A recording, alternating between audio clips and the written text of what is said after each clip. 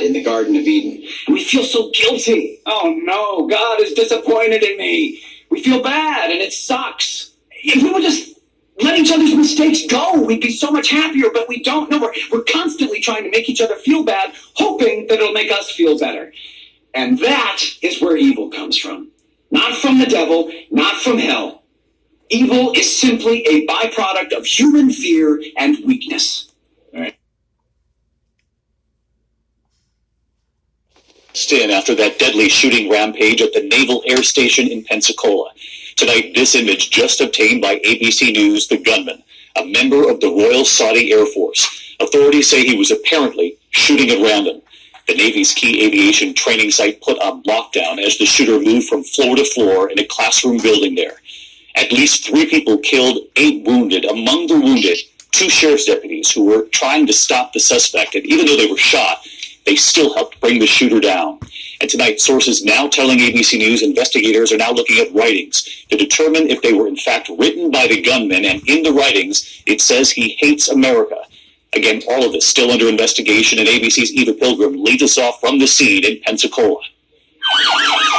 Chaos inside a naval air station in Pensacola. The mass shooting shocking the military base. Tonight, ABC News has confirmed the gunman was Mohammed Saeed Al-Shamrani, a member of the Saudi Air Force in the U.S. for flight training. The FBI investigating terrorism as a possible motive. A tight-knit community reeling. It doesn't happen to our friends and neighbors who are members of the United States Navy, but it did, and it has. The first call for help coming in at 6:51 a.m. I had one Navy officer shot multiple times. The base locked down. Police raced to the scene within 5 minutes. Authorities say the shooter moved through 2 floors of a classroom building, an area of the base where weapons are not allowed. Can I have you give me an update on possible patient count? Over 10 patients confirmed. The gunman reportedly moved through the building armed with a semi-automatic handgun, leaving a trail of carnage with officers chasing. What did it look like? It looked like a war zone.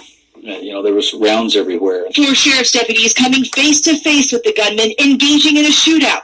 2 officers hit, 1 shot in the arm, the other in the knee. Despite being shot, returning fire, the accused gunman killed. I think it could have been a lot worse if we don't train the way we do to try and minimize casualties in events like this. 8 injured, 4 killed, including the gunman.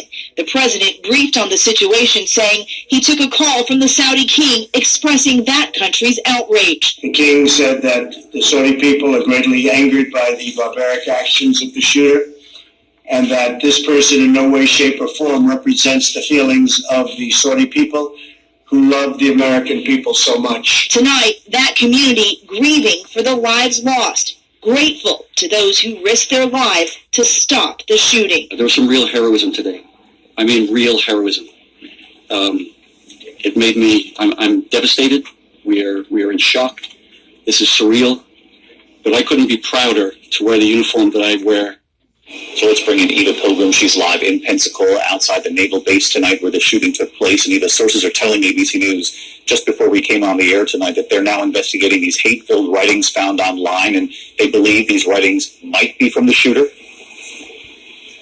That's right, David. Investigators tell us part of this probe is a posting where the writer says he hates America because of its crimes against Muslims and humanity. He also says that authorities are now working to determine if those writings are legit, David. And Eva, while we have you, many might be asking tonight, why was he training here in the U.S.? David, any country that buys U.S.-made military aircraft gets training at a designated military base. Hundreds of Saudis have been trained at this base going back to the early 70s. David. All right, Eva Pilgrim on this fast-moving investigation tonight. Eva, thanks. Hi, everyone. George Stephanopoulos here. Thanks for checking out the ABC News YouTube channel. If you'd like to get more videos, show highlights, and watch live event coverage,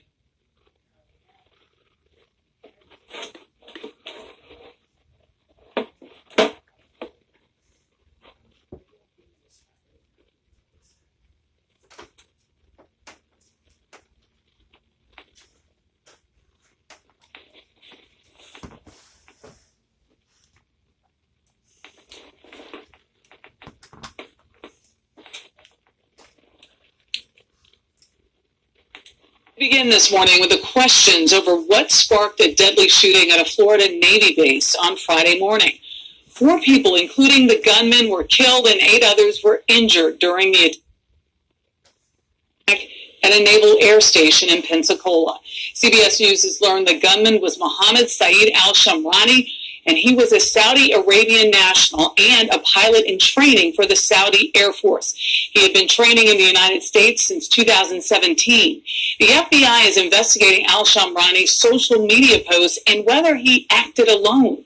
But investigators have not said what his possible motive might have been. This morning, we're learning more about one of the victims. David Begnaud is in Pensacola. David, good morning.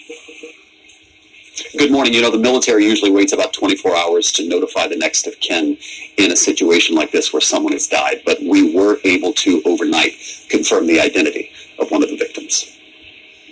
CBS News has learned that Joshua Caleb Watson was one of the 3 people killed by Mohammed Saeed al-Shamrani on Friday. The 23-year-old Watson graduated this year from the Naval Academy. He was from Alabama, and as a student, he made the Dean's List. He was also captain of the rifle team. In a Facebook post, his brother said that Watson's final act saved countless lives, writing, "After being shot multiple times, he made it outside, and he told the first response team where the shooter was, and those details were invaluable. He died a hero."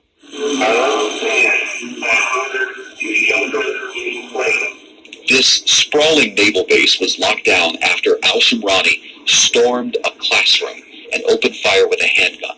Within minutes, authorities charged into the building. 2 Escambia County Sheriff's deputies shot and killed al-Shamrani, but were wounded in the process. Both deputies are expected to survive. They ran to the fight, not from the fight. And even though they knew there was an active shooter, and again, the chances of putting your life in danger are great, guess where they went? They went inside. This morning, the FBI is trying to determine how a foreign national obtained a handgun, which is prohibited by law, and brought it onto the base. According to the Middle East Media Research Institute, someone matching al-Shamrani's identity had an extensive online footprint. In a Twitter post, the writer says, "Oh, American people, I hate you, because every day you supporting, funding, and committing crimes not only against Muslims, but also humanity." As of this morning, federal officials are not saying what happened here was an act of terror. We are not prepared at this hour to confirm what may have motivated the shooter to commit this horrific act today. Investigators are looking for any signs of radicalization going back to al-Shamrani's upbringing in Saudi Arabia. King Salman of Saudi Arabia called President Trump after the shooting. The king said that the Saudi people are greatly angered by the barbaric actions of the shooter, and that this person in no way, shape, or form represents the feelings of the Saudi people who love the American people. Al-Shamrani was one of a few hundred foreign nationals who trained here at the Naval Air Station. Last night, the Defense Secretary, Mark Esper, said that he's going to take a look at the vetting procedures that go into accepting foreign nationals to be able to train here. You know, the FBI called a news conference last night at about 8 o'clock. We weren't sure if we were going to get some important details. We really didn't at all. You got the sense that this is a very fluid situation. They said a lot of resources are being flown in. Jeff, I would expect that later today, based on what we were told last night, we should find out the identity of the other 2 victims killed. All right, David, thank you very much.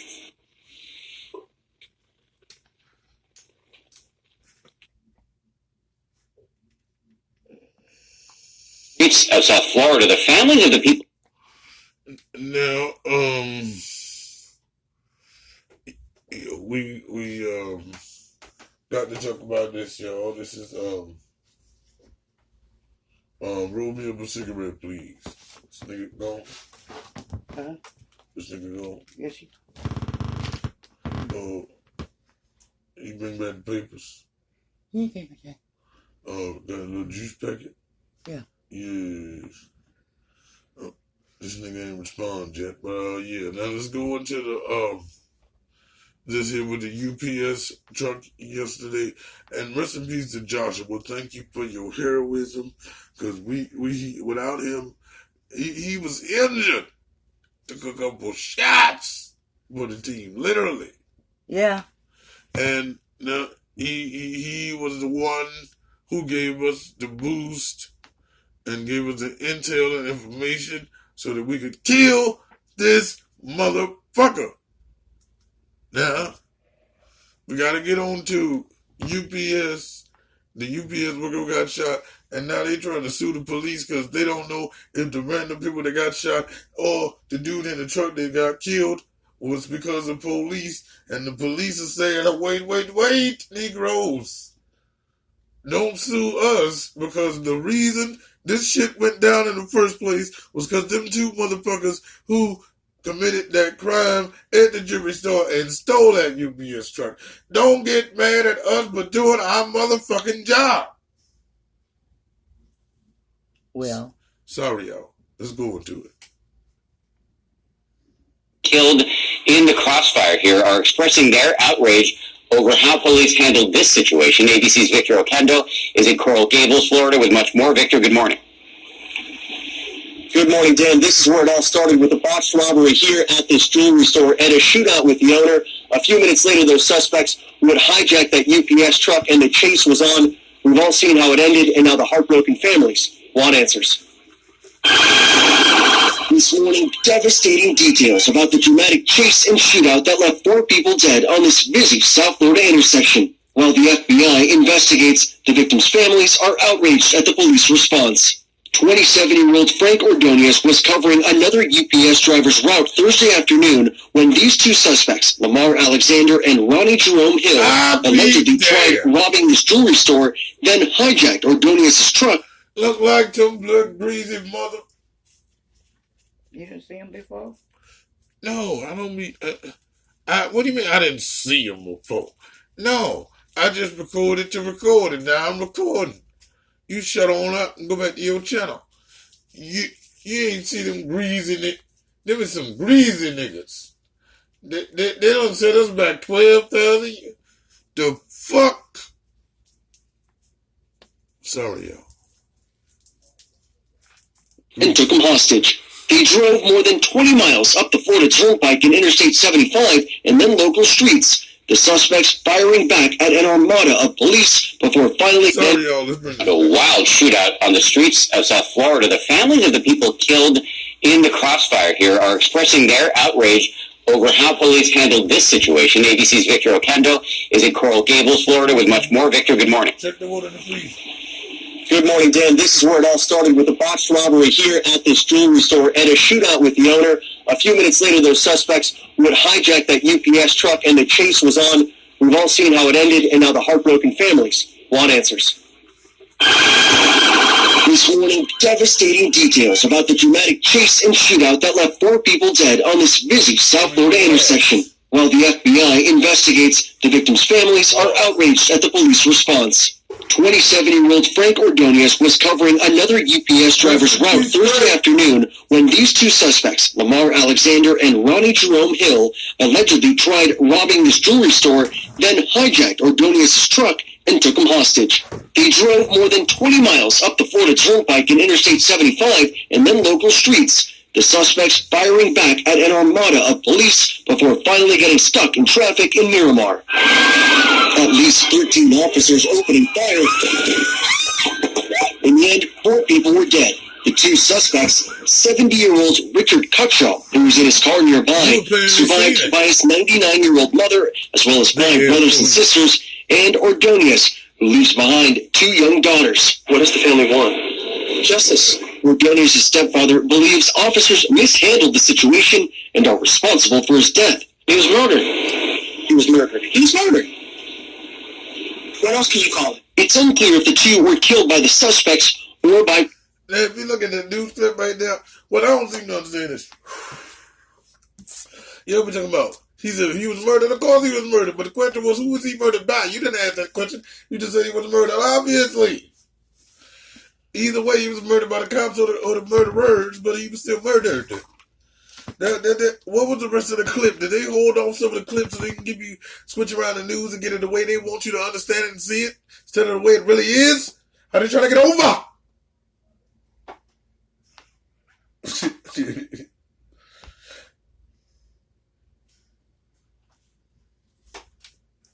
Check it out. 9-year-old mother, as well as 5 brothers and sisters, and Ordonez, who leaves behind 2 young daughters. What does the family want? Justice. Ordonez's stepfather believes officers mishandled the situation and are responsible for his death. He was murdered. He was murdered. He was murdered. What else can you call it? It's unclear. Now, check this out. What you mean the officers done mishandled the situation? Shit, what would you do if niggas done robbed the truck and he running down there just bucket shot, blah, blah, blah, blah, like it ain't nothing. Just shoot at random people, don't give a damn. They hit Indians and kids, animals and trucks and things. What the fuck would you do? Huh? You ain't never been no police. I understand what you're saying, you got grief, but goddamn, nigga, can you ease off a nigga nothing to do our job? Shit. Are you a police? You shut the hell up. I'm just saying. Now let's go. So I'm just saying they ain't supposed to fire to know. Shit, you. With people Hold on, down there. but who's? People can get hit by bullets. But they just shot your time. So whoa. So you telling me that these motherfuckers can pull up on us blowing the dicks, and we can't shoot back? And they shoot innocent people, but we ain't supposed to shoot back because we might shoot some innocent people, but that ain't the motherfucking fact. Hold on a minute. Let's take the other side. You just had to mess up my conversation, yo. Stop moving around during my video and focus. God dang it. Now let y'all speak. Listen, what I'm trying to tell you is, what now? I ain't no motherfucking police. I don't even fuck with them niggas. Cause 65% of them is crazy as hell. But what I'm trying to tell you is, the side of one, if a nigga kind of trying to save lives, sometimes you might have to take a life. And I understand that's some bullshit, but we gotta save more lives for the innocent. Now check this out. On the other side hand of the parents, them motherfuckers should have shot and damn innocent people like that. It wasn't motherfucking fault. It was they motherfucking fault, cause they were supposed to protect the innocent and do what they supposed to do. They wasn't just supposed to be shooting random people. Now on the other side, should have do. Now on the other side, we don't know who killed what, the trajectory of what bullet. So how we gonna name names and say things? Do you understand what I'm saying? The 2 were killed by the suspects or by police fire. It's unclear if the 2 were killed by the suspects or by police fire. He was murdered. He was murdered. What else can you call it? It's unclear if the 2 were killed by the suspects or by police fire. The Miami-Dade police director offering condolences to the families and promising a full investigation. The people responsible for this action, for this result, are the 2 gentlemen that decided to enter that store and commit this violent crime. And as they investigate, the FBI will be looking at a number of things like protocol and who fired first. Still, so many questions for law enforcement. Speaking of those families this morning. Hi, everyone. But still, whether they figure out if all of that happens or not, it will not bring back anybody that was lost in the tragedy. Sometimes that shit is neither here nor there at the point. I understand, but the people who committed the crime are dead. The people who are innocent are dead. So why in left rank hell are you gonna just say, hey, we're gonna find out later, and why didn't you shut my door? And how we gonna find out that? So it doesn't really matter. At the end of the day, it does not matter because we have lost lives. We have lost lives. And I understand they must do their job, but after the fact, what is going to bring closure? Who killed the loved one, how they were killed, or just the fact that they have peace, that they are not here in this troubled place. In this troubled place, this is bullshit. This is motherfucking bullshit, and I will play it again for y'all so you hear what the fuck I'm saying. One more time, talk to them. In the Garden of Eden. We feel so guilty. Oh no, God is disappointed in me. We feel bad and it sucks. If we would just let each other's mistakes go, we'd be so much happier, but we don't know. We're constantly trying to make each other feel bad, hoping that it'll make us feel better. And that is where evil comes from. Not from the devil, not from hell. Evil is simply a byproduct of human fear and weakness. And it's your boy, Sometimes You Go, Charlotte, Carolina. You know my slogan, and I'm trying to help the world, so help me hold them. And we out.